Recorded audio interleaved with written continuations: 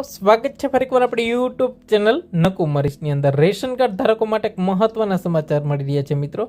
હજુ સુધી તમારું રેશન કાર્ડનું ઈ કેવાયસી નથી કર્યું તો તમારા માટે આ ખાસ છે મિત્રો. 30 નવેમ્બર 2025ની એક એવી મહત્વની માહિતી મળી રહી છે કે તમે રેશન કાર્ડને ઈ કેવાયસી કરાવવું ફરજિયાત છે મિત્રો.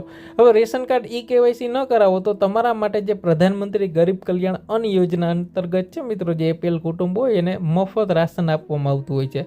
આ રાશનનો તમે એક્સેસ પણ ગુમાવી શકો છો ને એના માટે ઈ કેવાયસી કરાવવું ફરજિયાત છે મિત્રો. તો વહેલી તકે જે રેશન કાર્ડ ધારકો છે ને, જે લોકોનું ઈ કેવાયસી થઈ ગયું છે એ લોકોને કશું કરવાનું નથી, પણ ઈ કેવાયસી બાકી છે હજી, એ લોકોએ ઈ કેવાયસી કરાવવું ફરજિયાત છે મિત્રો. હવે રેશન કાર્ડનું ઈ કેવાયસી શા માટે કરાવવું? રેશન કાર્ડ એ ઈ કેવાયસી એટલા માટે કે ગ્રાહકોને જાણ. આ પાછળનું કારણ છે ખાસ કરીને ચકાસવાનું એ હતું કે આની અંદર જે નકલી રેશન કાર્ડ ધારકો છે બરાબર, એ લોકોની જે આ પ્રક્રિયા થશે તો એના કારણેથી એ લોકો નીકળી જશે ને જે લોકોને જરૂરિયાતમંદ છે એવા લોકોના નામ છે એની અંદર એડ થઈ શકે. એટલે જે લોકો નકલી રેશન કાર્ડ ધારકો હોય એને દૂર કરી શકાય એના માટે ઈ કેવાયસીની પ્રક્રિયા છે એ એની અંદર દાખલ કરવામાં આવી છે. અને દરેક રેશન કાર્ડ ધારકે પોતાના આધાર ડેટા મુજબથી તેનું નામ, જન્મ તારીખ વગેરે મેચ થઈ શકે બરાબર.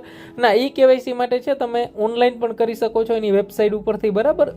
એની જે એપ્લિકેશન છે એના ઉપરથી અથવા તમારા નજીકના સીએસસી સેન્ટરે જઈ અને તમે રેશન કાર્ડનું ઈ કેવાયસી કરાવી શકો છો. જો તમારે આ રેશન છે મિત્રો એ ચાલુ રાખવું હોય તો એના માટે ઈ કેવાયસી જરૂરી છે. તો ખાસ કરીને રેશન જો વધારે ચાલુ રાખવું હોય આગળ તમારે બરાબર, કશું પ્રોબ્લેમ ન થાય તો એના માટે ઈ કેવાયસી છે એ કરવું જરૂરી છે. તો અવશ્ય જ છે તો તમે રેશન કાર્ડનું ઈ કેવાયસી કરાવી લેશો.